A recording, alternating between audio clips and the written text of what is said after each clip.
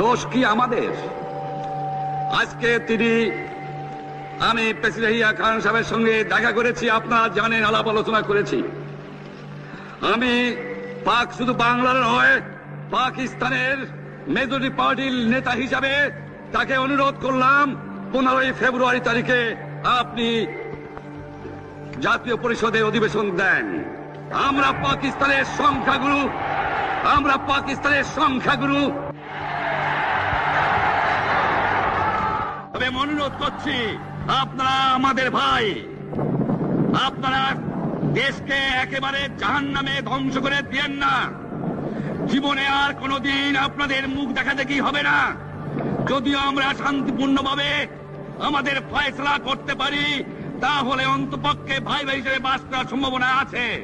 সেই জন্য আপনাদের অনুরোধ করছি, সংগ্রাম আমাদের মুক্তির সংগ্রাম, আমাদের সংগ্রাম স্বাধীনতার সংগ্রাম। জয় বাংলা, জয়